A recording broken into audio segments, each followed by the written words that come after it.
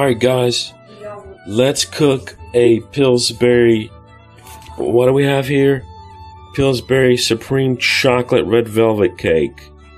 Now I've never made one of these cake mixes, you know, like this in a box. Alright, listen y'all, I'm making this because I completely missed my birthday this year because I was suffering from allergies really bad because it like snowed and it was 27 degrees, and then the next day it was like 75 degrees. So it kind of messed us all up. We went from using the heat to the air conditioner all in, you know, 24 hours. It's crazy. So, all right, we'll go ahead and get this started and see what this is going to turn out to be like. Pillsbury's Supreme Collection Red Velvet Cake. Okay, I've got a Crisco out here and got a spoon of this. So I'm going to drop it in our pan, and then I'm going to use my hands to go ahead and coat every surface of the Crisco on the bundt pan. Alright, I've got the pan lubricated with the Crisco, the shortening. Now I'm going to go ahead and just put my flour in here, and I'll pick this up and just spread it around, you know, bumping it with my hand from, you know, and get it all over the. I'd do this on cam if I could, but I can't. Alright guys, there's what our pan looks like now. Okay, our cake's only going to come up so far on the pan, so it's not going to matter if you get it all the way out here to the edges, so don't worry about that at all. This is what comes in the box here. You got your cake mix, which is right there, and then you also have this icing packet, which I'm not going to use.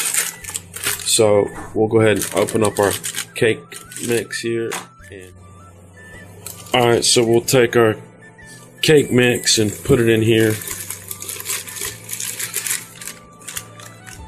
There we go.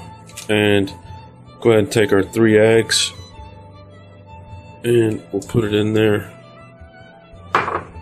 Our 1/3 of a cup of oil and our 1 cup of water. And we'll go ahead and turn this on. I'm sorry for the light, guys, but I've had to sacrifice my kitchen today for other things. We'll go ahead and turn this on, and we'll beat this for about 2 minutes. Alright, that's the consistency that we're looking for. I'll go ahead and pull this down. Didn't take long to get it there either, guys. Alright, we got a cake batter here. And we're going to just start pouring this in. It's nice and thick. Alright, we've got it in our pan here, and you can see what it looks like. I'll go ahead and spin this around. And that's what it's supposed to look like here. I've used a spoon to go around and kind of level it out. Alright, we'll go ahead and take our icing here and our filling, put it in our pan, and our 2 tablespoons of oil, 2 tablespoons of water. I'll take my little whisk here and we'll just go ahead and blend all this together. And now we're gonna scoop our icing here along the sides. In the center, we're being careful not to let this touch the edges of the pan. Alright, we have our icing spooned out in the center there, so we're good to go on that step. And you'll have some icing left over, so if you want to put some icing on the top of your cake, you can do that. Go ahead and put this in the oven at 350 and we'll pull it out. But in the meantime, I'm going to make my icing for this. Okay, for our coconut cream cheese icing, I've got 2 8-ounce packages of cream cheese. I've got 1 teaspoon of vanilla extract, 1.5 cups of, oh god, excuse me guys, I'm just having a hard time today, of powdered sugar. I've got 2 cups of coconut.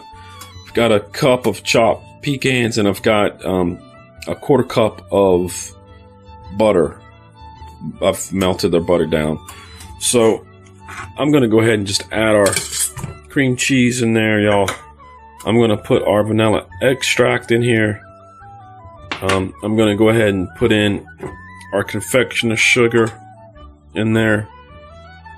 And I'm going to put in our butter. And I'm going to get this over to the blender and go ahead and blend this up.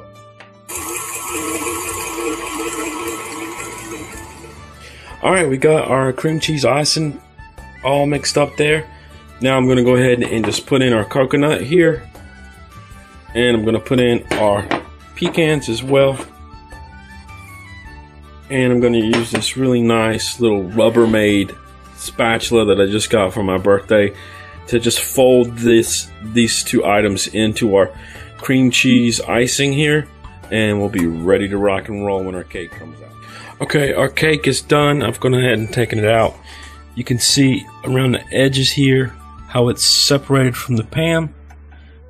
See that, y'all? Which means it's good to go.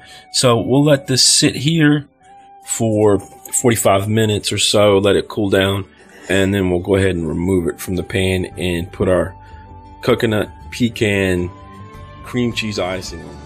Okay guys, here comes the big test. We're gonna go ahead and invert our cake onto our plate and see if this will come out easily or if we're just gonna have a big mess here. So we'll go ahead and do that. Alright, I'm gonna go ahead and remove our bundt cake pan. And voila! Look at that, y'all. Nothing stuck to the bottom.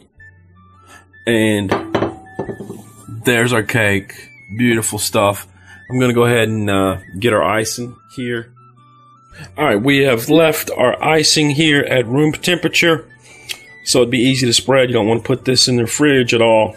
You want to keep it out. And we're gonna go ahead and frost or ice our cake now. Alright y'all, there it is. It's all iced up. It's ready to rock and roll. There's only one last thing to do, and that's go ahead and take a bite out of this. Alright, there's our first piece. Go ahead, Madison, take a bite. Have you ever had coconut cream cheese pecan icing? Actually, no. Oh my god. How is it? For real, don't lie. Let everybody know. I'm not gonna lie. That's really good. So you like it? I love it. This thing is gonna be gone by tomorrow morning. Probably gonna get up here in the middle of the night and eat it. Alright, there it is, y'all. That is our red velvet cake with coconut cream cheese pecan icing. I hope you enjoyed. If you have any questions, please leave them down below. If you have any comments, I'd be happy to hear about it. Remember, the ingredients and the amounts and the directions are below as well. All right, see you next time.